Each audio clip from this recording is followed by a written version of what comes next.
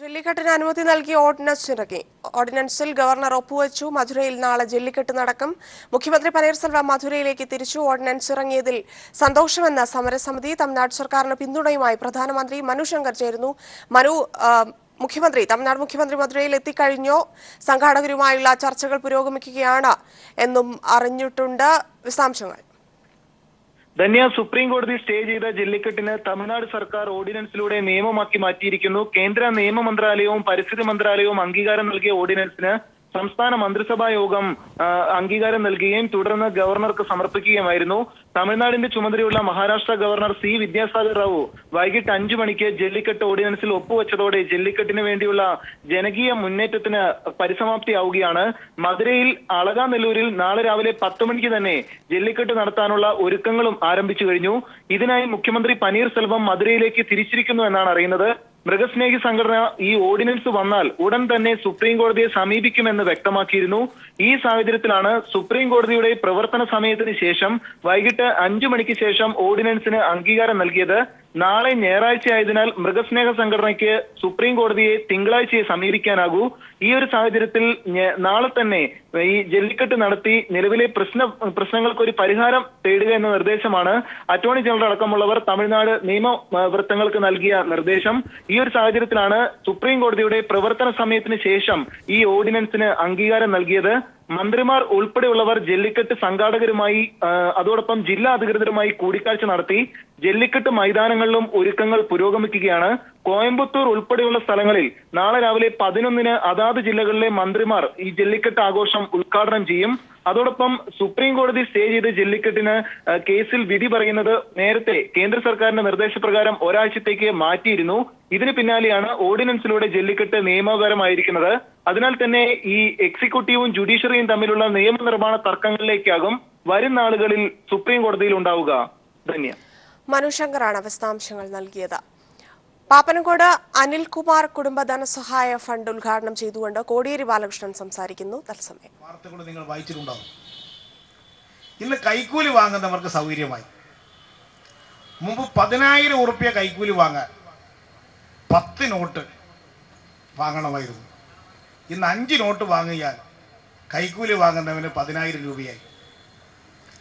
കൈക്കൂലി വാങ്ങുന്നവർക്ക് സൗകര്യം ചെയ്തു കൊടുക്കുകയാണ് ഇപ്പൊ നരേന്ദ്രമോദി ചെയ്തിരിക്കുന്നത്. തീവ്രവാദികളുടെ കയ്യിൽ പണമെത്തുന്ന തടയാനാണ് ഇത് ചെയ്തത് എന്ന് പറഞ്ഞു. 1 മാസം മുമ്പ് ജമ്മു കാശ്മീരിൽ 2 തീവ്രവാദികൾ വെടിയേറ്റ് മരിച്ചു.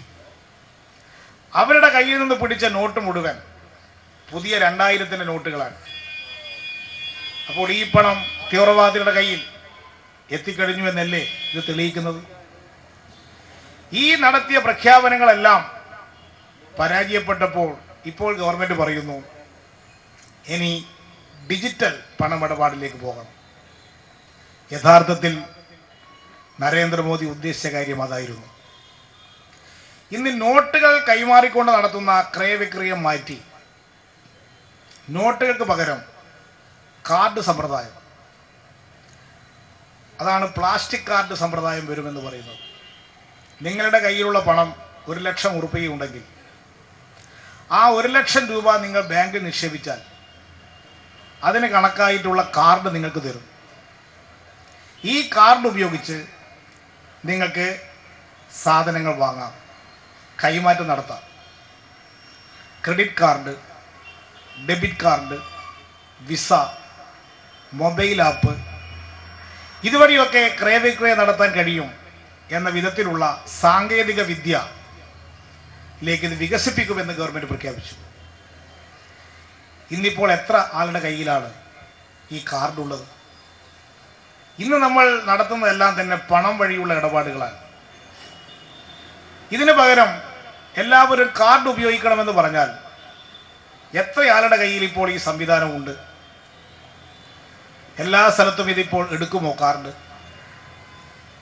ലൂലു മാൾ അവിടെ പോയാൽ എല്ലാം കാർഡ് സിസ്റ്റമാണ്. അങ്ങനെയുള്ള ലൂലു മാള് പോലുള്ള മാളുകൾ, വാൾമാർട്ടിന്റെ മാളുകൾ, ചെറുകിട വ്യാപാര രംഗത്ത് വിദേശ വ്യാപാരം നടപ്പാക്കാൻ പോകുന്നതിന്റെ തുടക്കമാണ് ഈ ഡിജിറ്റൽ സാങ്കേതിക വിദ്യയിലേക്ക് മാറാനുള്ള മോദിയുടെ തീരുമാനം. ഇന്ന് പാപ്പനംകോട് പ്രവർത്തിക്കുന്ന ഈ ചെറുകിട കടകളൊന്നും ഭാവിയിൽ നിൽക്കാൻ പോകുന്നില്ല. വൻകിട മാളുകൾ വരും. ആ മാളുകളെ ലക്ഷ്യം വെച്ചുകൊണ്ടാണ് ഈ പുതിയ സാങ്കേതിക രീതി ഇവിടെ അവലംബിക്കാൻ പോകുന്നത്. ഇപ്പോൾ നിങ്ങൾ മീൻ മാർക്കറ്റിൽ പോയാൽ ഒരു 100 മത്തി വാങ്ങിയാൽ കാർഡ് കൊടുത്താൽ നിങ്ങൾക്ക് മത്തി കിട്ടുമോ? മത്തി വെക്കുന്നവൻ പറയും എനിക്ക് പൈസ തന്നെ പോകണം, നിന്റെ കാർഡും എടുത്ത് നീ പോയിക്കോ, നിനക്ക് മത്തി ഇല്ല. പച്ചക്കറി വെക്കുന്ന സ്ഥലത്ത് പോയിട്ട് കാർഡ് കാണിച്ചാൽ തക്കാളി കിട്ടുമോ? യഥാർത്ഥത്തിൽ ഇത് ഏത് ലോകത്താണ് ഈ മോദിജി ജീവിക്കുന്നത്? ഈ BJP-ക്കാർ ഏത് ലോകത്താണ് കഴിഞ്ഞുകൂടുന്നത്? ഇതിൻ്റെ പ്രത്യേകത, ഇന്ന് നമ്മളൊരു 100 രൂപയ്ക്ക് ഒരു സാധനം വാങ്ങിയാൽ 100 രൂപ കൊടുത്താൽ മതി. എന്നാൽ ഈ പുതിയ സാങ്കേതിക രീതിയിലേക്ക് മാറുമ്പോൾ നമ്മൾ കൈമാറുന്ന ഓരോ പണത്തിനും സേവന ചാർജ് ഈടാക്കപ്പെടും. 1000 രൂപയുടെ സാധനം വാങ്ങിയാൽ അതിൽ 2% സർവീസ് ചാർജായിട്ട് അങ്ങോട്ട് കൊടുക്കണം. ഇങ്ങനെ കാർഡ് ഉപയോഗിക്കുമ്പോൾ കോർപ്പറേറ്റുകൾക്ക് കയ്യിലേക്ക് വരാൻ പോകുന്ന പണം ഒരു വർഷം ഇപ്പോൾ കണക്കാക്കപ്പെട്ടിട്ടുള്ളത് 68,000 കോടി രൂപ കോർപ്പറേറ്റുകൾക്ക് ലഭ്യമാകും. കോർപ്പറേറ്റ് വൽക്കരണത്തിന് വേണ്ടിയാണ് ഈ നോട്ട് നിരോധിച്ചിട്ടുള്ളത്. അല്ലാതെ അവർ പറഞ്ഞതുപോലെ കള്ളപ്പണം പിടിക്കാനൊന്നുമല്ല. വിദേശ കുത്തകളെയും റിലയൻസിനെ പോലുള്ള കമ്പനികളെയും സഹായിക്കാനാണ്. ഈ ഡിജിറ്റൽ സാങ്കേതിക വിദ്യയിലേക്ക് ഇത് കൊണ്ടുപോകുമ്പോൾ വമ്പിച്ച പണമാണ് കോർപ്പറേറ്റുകൾക്ക് ലഭിക്കാൻ പോകുന്നത്. ഇതിനു വേണ്ടിയാണ് ഈ നിരോധനം നടപ്പാക്കിയത്. അതോടൊപ്പം നമ്മുടെ ബാങ്കുകൾ കടം കൊടുത്ത് 8.5 ലക്ഷം കോടി രൂപ കിട്ടാക്കടമാണ്. ഈ 8.5 ലക്ഷം കോടി രൂപ ബാങ്കിലെടുത്ത പണം തിരിച്ചടക്കാത്തത് നിങ്ങളും ഞാനുമല്ല. നമ്മളാരെങ്കിലും കടമെടുത്ത് തിരിച്ചടക്കാതിരുന്നാൽ നമ്മുടെ വീട് ജപ്തി ചെയ്യും. ലക്ഷക്കണക്കിന് വിദ്യാർത്ഥികളാണ് പഠിക്കാൻ വേണ്ടി ലോൺ എടുത്ത് പണം തിരിച്ചടക്കാൻ കഴിയാതെ ജപ്തി നടപടിക്ക് വിധേയമായിക്കൊണ്ടിരിക്കുന്നത്. എന്നാൽ 8.5 ലക്ഷം കോടി രൂപ തിരിച്ചടക്കാത്തത് ഇന്ത്യയിലെ കോർപ്പറേറ്റുകളാണ്. ഇതോടൊപ്പം തന്നെ 1.25 ലക്ഷം കോടി രൂപ എഴുതിത്തള്ളി വൻകിടക്കാരുടെ പണം നരേന്ദ്രമോദി സർക്കാർ എഴുതിത്തള്ളി. 1.25 ലക്ഷം കോടി. നിങ്ങളുടെ ആരുടെയെങ്കിലും പണം എഴുതിത്തള്ളിയിട്ടുണ്ടോ? ചെറുകിട കച്ചവടക്കാർ, കൃഷിക്കാർ, വിദ്യാർത്ഥികളെടുത്ത ലോൺ, ഇതൊന്നും തന്നെ എഴുതിത്തള്ളാൻ മോദി സർക്കാർ തയ്യാറായില്ല. വൻകിടക്കാരൻ ബാങ്കിൽ നിന്നെടുത്ത പണം എഴുതിത്തള്ളിയപ്പോൾ, ബാങ്കുകളിൽ നിന്നെടുത്ത പണം വൻകിടക്കാർ തിരിച്ചടക്കാതായപ്പോൾ ഇന്ത്യയിലെ പൊതുമേഖലകൾ പ്രതിസന്ധിയിലായി. 2008 അമേരിക്കയിൽ ബാങ്കുകൾ പ്രതിസന്ധിയിലായതുപോലൊരു പ്രതിസന്ധി ഇവിടെ വരാൻ പോകുന്നെന്ന് മനസ്സിലാക്കിയപ്പോൾ അതിൽ നിന്ന് രക്ഷപ്പെടാനാണ്, ഈ ബാങ്കുകളുടെ പ്രതിസന്ധി പരിഹരിക്കാൻ ബാങ്കുകളിൽ പണമില്ലാതായപ്പോൾ ബാങ്കുകളിൽ പണം നിറക്കാനാണ് സാധാരണക്കാരന്റെ കൈവശം ഉണ്ടായിരുന്ന പണം മുഴുവൻ ബാങ്കിലേക്ക് എത്തിക്കാൻ മോദി ആവശ്യപ്പെട്ടത്.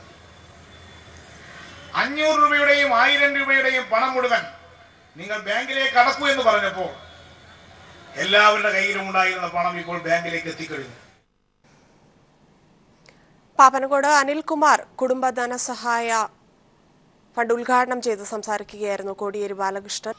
നമസ്കാരം. കലയാട്ടത്തിലേക്ക് ഏവർക്കും സ്വാഗതം. കലോത്സവം കലാശക്കൊട്ടിന്റെ അവസാന മണിക്കൂറുകളിലേക്ക് നീങ്ങുകയാണ്. എല്ലാ വേദികളിലും കലോത്സവത്തിന്റെ എല്ലാ ആവേശവും ഉൾക്കൊണ്ടുകൊണ്ട് തന്നെ മത്സരങ്ങൾ പുരോഗമിച്ചുകൊണ്ടിരിക്കുകയാണ്. പ്രധാന വേദിയായ നിളയിൽ ഇപ്പോൾ ജനപ്രിയ ഇനമായ സംഘനൃത്തമാണ് പുരോഗമിക്കുന്നത്. വലിയൊരു ജനസാഗരം തന്നെയാണ് ഈ നിളയിൽ മാത്രമല്ല മത്സരങ്ങൾ നടക്കുന്ന എല്ലാ വേദികളിലും അഞ്ചാം ദിനത്തിന്റെ ഈ അവസാന മണിക്കൂറുകളിൽ നിറഞ്ഞു കവിയുന്ന ഒരു സാഹചര്യമാണുള്ളത്. എന്തായാലും ഇഞ്ചോടിഞ്ച് പോരാട്ടം എന്ന് തന്നെ പറയേണ്ടിയിരിക്കുന്നു. പാലക്കാടും കോഴിക്കോടും കണ്ണൂരും തമ്മിലുള്ള ഇഞ്ചോടിഞ്ച് പോരാട്ടമാണ് നിലവിൽ നടക്കുന്നത്. ഏറ്റവും പുതിയ കണക്കനുസരിച്ച് പോയിന്റ് നിലയിൽ 869 പോയിന്റുമായി പാലക്കാട് ആണ് മുന്നിൽ നിൽക്കുന്നത്. തൊട്ടു പിന്നാലെ തന്നെ 864 പോയിന്റുമായി കണ്ണൂരും കോഴിക്കോടും ഒപ്പത്തിനൊപ്പം നിൽക്കുന്ന ഒരു സാഹചര്യം. എന്തായാലും ഇതിന്റെയൊക്കെ ഒരു പൊതുരൂപം നൽകാൻ ഇപ്പോൾ ലതീഷ് നമ്മോടൊപ്പം ചേരുന്നുണ്ട്. ലതീഷ്, ഏതൊക്കെ വേദികളിൽ ഏതൊക്കെ മത്സരങ്ങളാണ് ഈ അവസാന മണിക്കൂറുകളിൽ പുരോഗമിച്ചുകൊണ്ടിരിക്കുന്നത്? ഒപ്പം ഇന്നത്തെ ഒരു പൊതുചിത്രം കൂടി. അഞ്ചു, മത്സരങ്ങൾ പുരോഗമിക്കുകയാണ്. ആകെയുള്ള ഇന്ന് ആറാം ദിനമായ ഇന്ന് 29 ഇനങ്ങളിലാണ് മത്സരം നടക്കേണ്ടിയിരുന്നത്. ഇതിൽ 20 മത്സര ഇനങ്ങളും പൂർത്തിയായി കഴിഞ്ഞു. 9 മത്സരങ്ങൾ വിവിധ വേദികളിലായി ഇപ്പോൾ നടക്കുകയാണ്. അതായത് ഇനി വേദിയിലെത്താനുള്ളത് നാളെ നടക്കാനുള്ള അവസാന ദിനം നടക്കാനുള്ള 4 മത്സരങ്ങൾ മാത്രമാണ്. ഇപ്പോഴത്തെ ഒരു പോയിന്റ് നില ഇങ്ങനെയാണ്. 869 പോയിന്റുമായി പാലക്കാട് ജില്ലയാണ് ഒന്നാം സ്ഥാനത്ത്. ആതിഥേയരായ കണ്ണൂർ ജില്ലയുടെ ഒരു കുതിപ്പ് തന്നെ ഇന്ന് ഉച്ചകഴിഞ്ഞുണ്ടായി എന്ന് പറയേണ്ടിയിരിക്കുന്നു. 866 പോയിന്റുമായി കോഴിക്കോടിനൊപ്പം രണ്ടാം സ്ഥാനത്തേക്ക് കണ്ണൂർ എത്തിയിട്ടുണ്ട്. 10 വർഷം മുമ്പ് കണ്ണൂരിൽ നടന്ന കലോത്സവത്തിലാണ് കണ്ണൂരിന് കലാകിരീടം നഷ്ടമായത്. അത് കണ്ണൂർ പിടിച്ചെടുക്കുമോ, തിരിച്ചു പിടിക്കുമോ, അവരുടെ സ്വന്തം മണ്ണിൽ വെച്ച് തന്നെ തിരിച്ചു പിടിക്കുമോ എന്നുള്ളത് നാളെ നമുക്ക് മനസ്സിലാക്കാൻ വേണ്ടി കഴിയും. എന്തായാലും ഇഞ്ചോടിഞ്ച് പോരാട്ടം കണ്ണൂർ, കോഴിക്കോട്, പാലക്കാട് ജില്ലകൾ തമ്മിൽ നടന്നുകൊണ്ടിരിക്കുന്ന കാഴ്ചയാണ് നമുക്ക് കാണാൻ വേണ്ടി കഴിയുന്നത്. വിവിധ വേദികളിൽ മത്സരം അതിൻ്റെ ഏറ്റവും ആവേശത്തോടെ ഏറ്റവും ഉച്ചസ്ഥായിയിൽ നടന്നുകൊണ്ടിരിക്കുന്നു.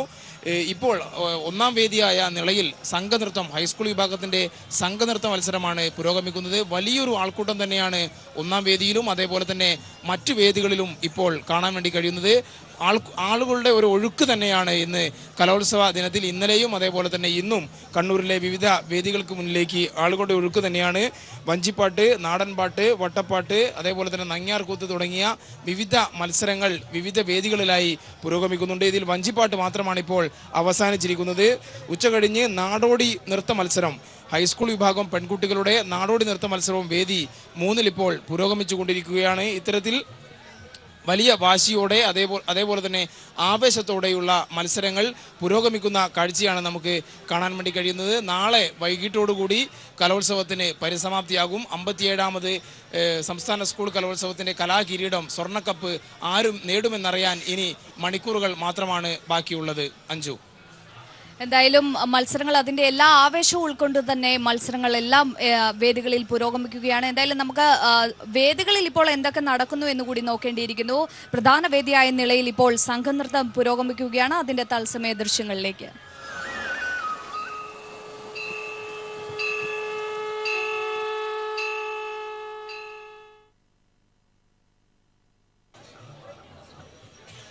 എന്തായാലും നാടകം ഇന്നലെ ജനപ്രിയ ഇനമായ നാടകം മികച്ച പ്രതികരണം തന്നെയാണ് ലഭിച്ചിരിക്കുന്നത്. അവതരണം കൊണ്ട് മാത്രമല്ല, പ്രമേയം കൊണ്ടും ഏറെ വ്യത്യസ്തമായിരുന്നു നാടകം. എന്തായാലും വിതുര ഗവൺമെന്റ് സ്കൂളിലെ നാടകം ശ്രദ്ധേയമായത് അവതരണത്തിലെ ആ പ്രത്യേകത കൊണ്ട് തന്നെയാണ്. ആ ഒരു റിപ്പോർട്ടിലേക്ക്.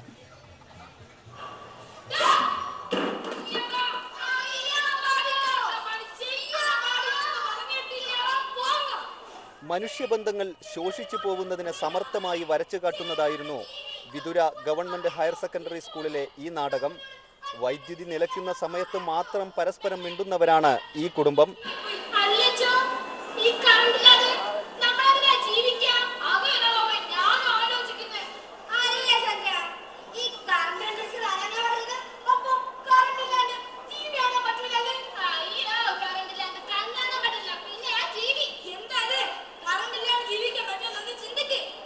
മനസ്സിൽ നന്മ സൂക്ഷിക്കണമെന്ന് ഓർമ്മപ്പെടുത്തുക കൂടിയാണ് ഈ നാടകമെന്ന് അധ്യാപകൻ പറഞ്ഞു. ഈ നാടകത്തിൽ നമ്മൾ പറയാൻ ഉദ്ദേശിക്കുന്നത് വേറൊന്നുമല്ല, ഈ മാറുന്ന ലോകത്ത് എത്രയൊക്കെ വേഗതയിൽ നമ്മൾ നടന്നാലും മനസ്സിൽ ഒരു മണ്ണെണ്ണ വിളക്കിൻ്റെ വെളിച്ചം അഥവാ നന്മ, ആ പഴയ കാലത്തിൻ്റെ നന്മ കൊണ്ടു നടക്കുക എന്നുള്ളത് മാത്രമാണ്. ജനറൽ വിഭാഗം നാടകത്തിൽ 32 ടീമുകളാണ് മത്സരത്തിനെത്തിയത്. ക്യാമറമാൻ വിനേഷ് നേതാജിക്കൊപ്പം KT സാലിഹ്, കണ്ണൂർ. കലോത്സവത്തിന്റെ കൂടുതൽ വിശേഷങ്ങളും വാർത്തകളും ഒക്കെ നിങ്ങളിലേക്ക് എത്തും. കാത്തിരിക്കുക. അടുത്ത ബുള്ളറ്റിനിൽ വീണ്ടും കാണാം. തിരികെ ഇനി തിരുവനന്തപുരം സ്റ്റുഡിയോയിലേക്ക്. വാർത്തകളിലേക്ക്. ആണ്ടല്ലൂർ സന്തോഷ് വധക്കേസിൽ 6 പേരെ അറസ്റ്റ് ചെയ്തു. രോഹിൻ, മിഥുൻ, പ്രജുൽ, സനിൽ, റിജേഷ്, അജേഷ് എന്നിവരാണ് അറസ്റ്റിലായത്. കണ്ണൂർ ധർമ്മടത്ത് സന്തോഷിന്റെ കൊലയ്ക്ക് പിന്നിൽ സ്വത്ത് തർക്കമെന്ന് എം.വി. ജയരാജൻ. കൊലയ്ക്ക് രാഷ്ട്രീയ നിറം നൽകാൻ ശ്രമിക്കുന്നത് ദൗർഭാഗ്യകരമാണ്. CPI പ്രവർത്തകർ പ്രതികളായാൽ സംരക്ഷിക്കില്ലെന്നും എം.വി. ജയരാജൻ കോഴിക്കോട് പറഞ്ഞു. കണ്ണൂരിലെ സംഭവത്തിൽ രാഷ്ട്രീയ നിറം കൊടുക്കുന്നത് ദൗർഭാഗ്യകരമാണ്. അത് സ്വത്ത് തർക്കത്തെ തുറന്നുണ്ടായ ഒരക്രമവും മരണവുമാണ്. അതിനെ രാഷ്ട്രീയവൽക്കരിച്ചുകൊണ്ട് പിന്നീട് പ്രശ്നങ്ങൾ ഉണ്ടാക്കിയതാണ് ഏറ്റവും തെറ്റായിട്ടുള്ള നടപടി. CPM-ൻ്റെ ആരെങ്കിലും അതിൽ പ്രതികളായിട്ടുണ്ടെങ്കിൽ അവരെ സംരക്ഷിക്കുന്ന നിലപാട് CPIM സ്വീകരിക്കുകയുമില്ല. വികസന പദ്ധതി നിർവഹണത്തിൽ പ്രാദേശിക സർക്കാരുകൾ സമയനിഷ്ഠ പാലിക്കണമെന്ന് മുഖ്യമന്ത്രി പിണറായി വിജയൻ. അവസാന മാസങ്ങളിൽ തിരക്കിട്ട് തുക ചെലവഴിച്ചു തീർക്കുന്ന പ്രവണത അവസാനിപ്പിക്കണമെന്നും മുഖ്യമന്ത്രി. 13ാം പഞ്ചവത്സര പദ്ധതിയുടെ ഭാഗമായി നവകേരളത്തിന് ജനകീയ ആസൂത്രണം എന്ന കർമ്മ പരിപാടി ഉദ്ഘാടനം ചെയ്ത് സംസാരിക്കുകയായിരുന്നു അദ്ദേഹം.